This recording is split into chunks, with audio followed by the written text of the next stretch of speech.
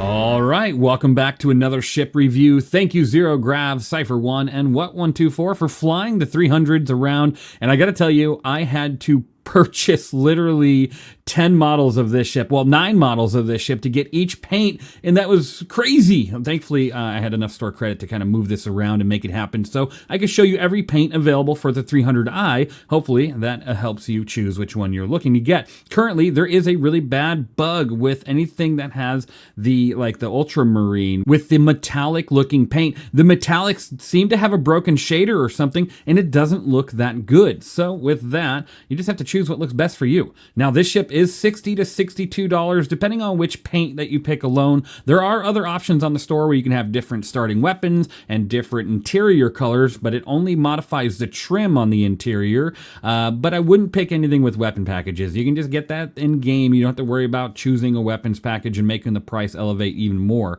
But you can also buy this ship in game for 1,375,920 aUEC. It's definitely a very pretty ship in the Origin lineup. I like for a single seat, shuttle, A to B. It has a good amount of firepower. It has a great amount of space on the interior with a fantastic view on that window, allowing you to look out at planets that you're exploring and just take a break. And it does have a good interior for that. You have a 7-minute and 45-second claim time with a 2-minute and 35-second expedited claim time.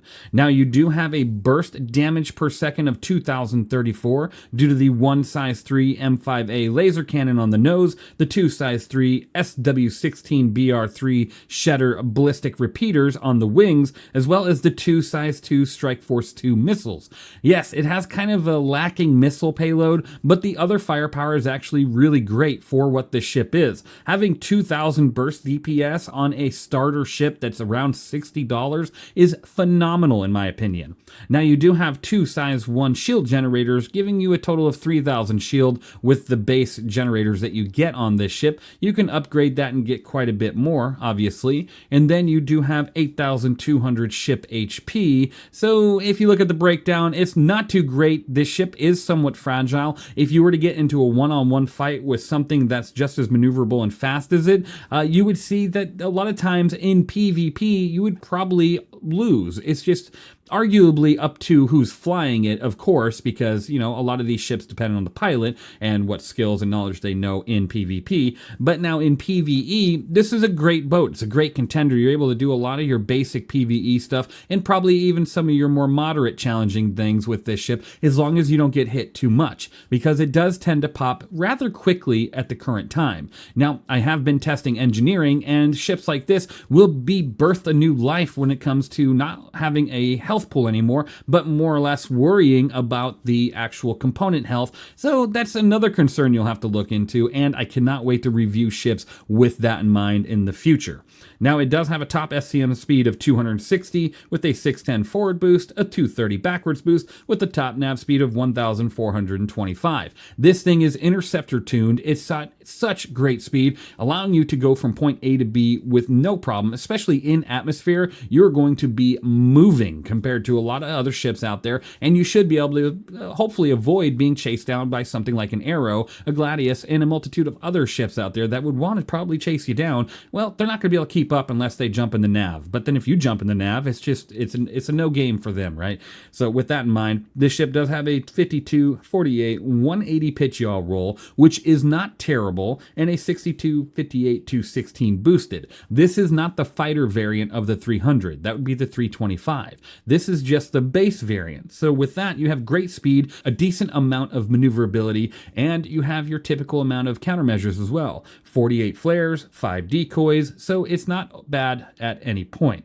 Now, you do have 10.5 SCU of hydrogen fuel, but a disappointing 1.3 SCU of quantum fuel. It has an interior with a bed, a weapons rack, a nice eating area, a bathroom. It has everything you need to be out for long duration, but not enough fuel in the quantum drive to allow you to be out for long duration. So you're going to be stopping at a lot of your stations probably rather often. Now, it is a starter ship, but there are some starter ships out there with more than 1.3 SCU. So with that in mind, you got to just know what you're looking for, but I do love the accommodations on this ship, absolutely.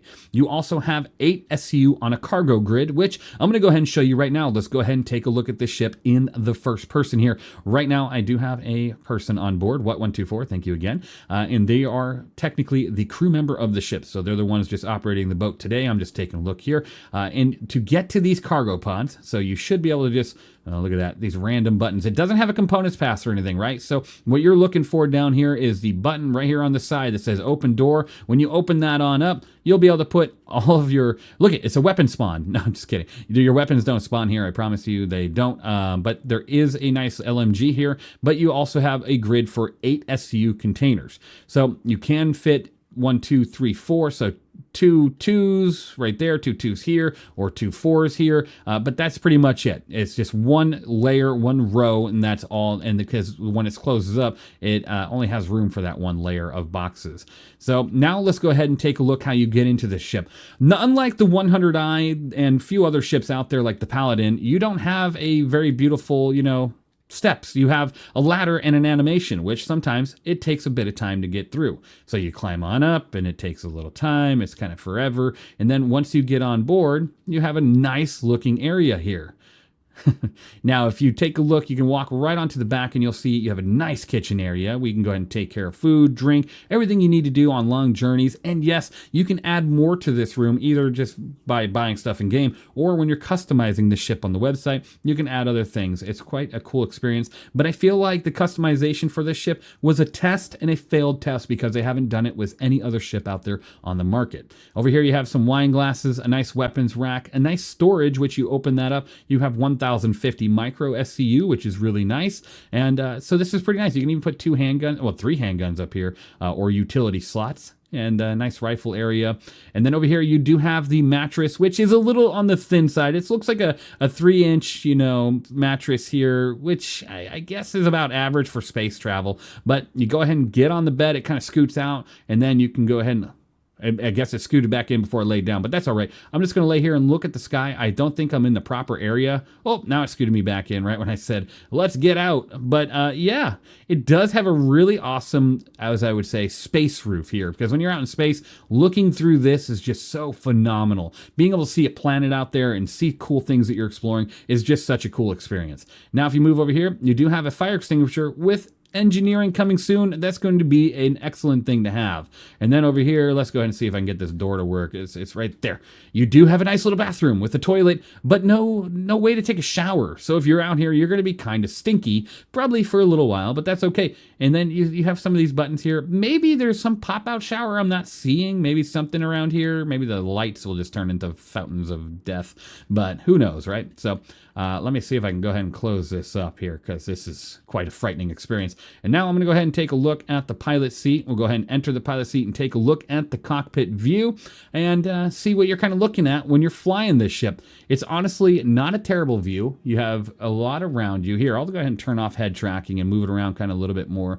You have quite a view here. It's quite a nice view. I'm going to go ahead and power on the systems, turn on the engines. You have 4 MFDs, a nice radar system. You have a decent amount of power distribution for the stock ship here. A little bit of a takeaway from your cooler, which soon you won't want to do that. With engineering, taking away anything from the cooler will be a death sentence for you and your power supply as it overheats. So I'll go ahead and take off really quick and show you that once you're up in the air, this thing just gets moving. I mean, I'm just pressing W. I'm not doing anything else. I'm already at 257 meters per second, which is just phenomenal. It's such a nice ship, to be honest. But given everything I've shown you, you have to ask yourself, how is this compared to a lot of other ships out there, right? Because you don't want to, you want to pick a ship in the price range under $100. You're asking yourself, why am I picking this ship over other ones? Well, that's a good question. Either you're looking at the customization, or you're a fan of Origin, or you like some of the things that this ship has. Given its speed with its interceptor tuning and everything, overall for me, this ship is an 88 out of 100. It doesn't fill any box as being the best at anything, but it definitely fills a lot of great boxes in the area of being really good, and I feel like it's a great pick. The 300, the 325, the 315, they're all really good in what they do, especially with the firepower, the speed. Its maneuverability is not bad, and then I think your biggest hits here are, you got a lot of texture and LOD issues with this ship, just like most Origin ships. And then you have a fuel concern with this low quantum fuel. Its shield, it's a little hit and miss. Its HP is a little hit and miss, but it just depends on what you're doing. It's a fantastic ship overall, and I honestly would pick this ship out of many others out there in the starter realm compared to something like an Aurora, a Mustang, or if you're looking at the Titans. This ship actually has weapon racks and a storage locker. While the Titan feels great with its firepower and its health pool, this ship just has a little bit more accommodations for you out there in the verse in Star Citizen. Thank you for watching. Thank you for being here. I hope you guys really enjoyed this one as I did in making it. Thank you to everyone that supports me on Patreon, YouTube. You guys are all truly amazing. And of course, I will see you all in the next one. If you're building a new PC, go through longshipindustries.com, a veteran-owned mom-and-pop business that takes pride in every single build. He built my personal rig, which you can actually see featured on the website. The care, warranty, and customer support are top tier. Trust Longship Industries for your next build.